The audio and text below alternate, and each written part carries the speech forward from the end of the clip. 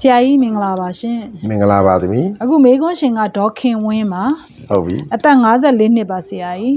ဟုတ်ပြီလေဝေးနေပြီးတော့ပါကလေး9ယောက်မွေးထားပါတယ်တဲ့ကလေး9ယောက်ဟုတ်ကဲ့ဆရာကြီးရှင်တဲ့54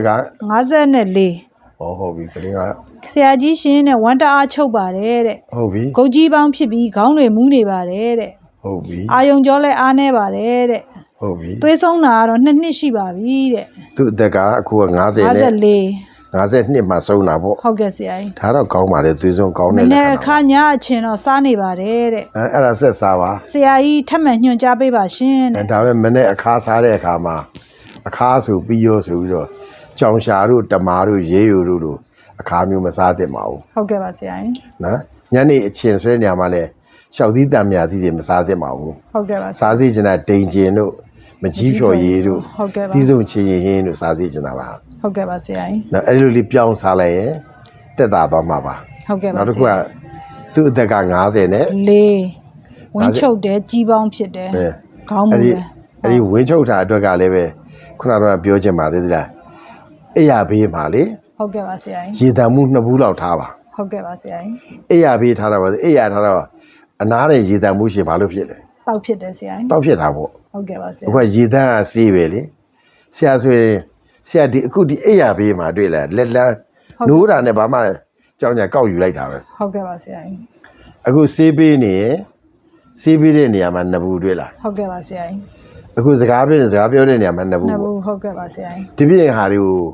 လျှော့သုံးပြီးတော့ရေတန်းကိုသုံးပါတယ်ဟုတ်ကဲ့ပါဆရာကြီးအခုကရေတန်းပေါ်လာတာစေးပေါ်လာသလိုပဲဟုတ်ကဲ့ပါဆရာကြီးဒီရေတန်းကတကယ်လွယ်ရတာမဟုတ်ဘူးနော်ဟုတ်ကဲ့ပါဆရာကြီးတကယ်ပြောရင်လေဟုတ်ကဲ့ပါဆရာကြီးရေတန်းစိတ်ုံနေကနေပြီးတော့ပေါ်လာလို့သာတောက်ရတာဟုတ်ကျွန်တော်ပြောချင်တာတော့အဲ့ရေတန်းကိုစေးဖြစ်တောက်ပါတောက်လဲတောက်ပါနော်ဟုတ်ကဲ့ပါဆရာကြီးပြီးမျက်စင်းလက်ခတ်ပါနော်ဟုတ်ကဲ့ပါမျက်စင်းလက်ခတ်ပါ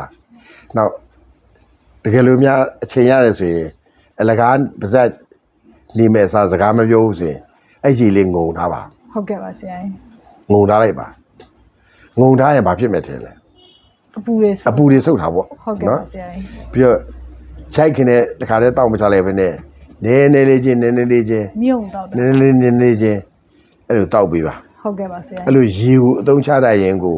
အကျိုးရှိပါမယ်ဟုတ်ကဲ့ပါဆရာလက်စနဲ့ပဲရေအကျိုးရှိပုံပြောအောင်မယ်ဟုတ်ကဲ့ပါဆရာကြီးတပတ်ကို2ကြိမ်လောက်ပဲခေါင်းလျှော်တဲ့ခဏမလျှော်သင့်ပါဘူးဟုတ်ကဲ့ပါအဲ့လျှော်တဲ့အခါမှာလဲရေတဝါချိုးပါချိုးပြီးမှခေါင်းလျှော်ပါအဲ့ဒါလည်းပဲမိခိုးရှင်အတွက်တော့တက်ရဲ့အကျိုးရှိမှာမလို့နာတော်တာစင်စုတွေတက်ရဲ့အကျိုးရှိမှာဆိုလို့ဘာလို့ဖြောင်းပြန်လုပ်နေကြလို့ဟုတ်ကဲ့ပါဆရာတချို့ကခေါင်းလျှော်မယ်ဆိုရင်အဲ့ဒီခေါင်းလျှော်လိုက်တယ်ခေါင်းလျှော်ရင်ခေါင်းကိုတပည့်ကြီးနဲ့ပတ်ထားလိုက်တယ်ပတ်ထားပြီးရင်ရှားကြီးနဲ့မိဖို့ကြောင်နဲ့ဝင်ဥရိခွက်တွေပကန်းကြီးစီးပြီးရင်ရေချိုးပြီးရင်လိမ့်မှုအဲ့ကြမှာအဲ့ခေါင်းစုကြီးနဲ့တနခါသွေးထားအဲ့ဒါသိမ့်မှားပါတယ်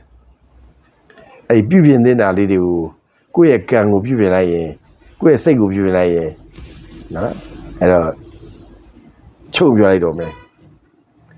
ခေါင်းလျှော်ပြီးမှရေချိုးမှာလားရေချိုးလို့ပြီးမှခေါင်းလျှော်မှာလားရေချိုးပြီးမှခေါင်းလျှော်ပါဆရာကြီးဟုတ်ကဲ့ပါဆရာကြီး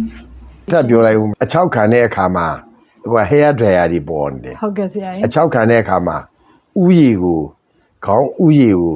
အဲ့ hair dryer နဲ့မထိပါနဲ့ဟုတ်ကဲ့ပါဆရာကြီးစပင်း6ရင်တော်ပြီပေါ့ဟုတ်ကဲ့ပါဆရာကြီးဖြစ်နိုင်ရင် hair dryer တော့မသုံးစေချင်ပါဘူးနော်တပတ်ကလေးနဲ့6အောင်ပုတ်ပြီးတော့လေတလက်တဲ့နေရာလေးမှာစပင်းလေးကိုဖားချပြီးစပင်းလေးကိုကင်ပြီးတော့စပင်းလေးကိုခါတာပေါ့လေတလက်တော့သမီးတို့လိုတိုးတဲ့လူလေတလက်တော့တိုးတော့လဲအဲ့လိုဖွာပေးတာပေါ့ဖွာပေးရမှာပါဟုတ်ကဲ့ဆရာကြီးလေတလက်တော့ဟုတ်ကဲ့ပါဆရာကြီးနော်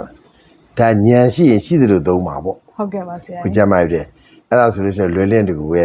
ကောင်းသွားမှာပါလို့ဟုတ်ကဲ့ပါကျေးဇူးတင်ပါတယ်ဆရာကြီးရှင်အားလုံးပဲအစာဝအနာကင်ပြရရှင်းကြပါစေဗျာ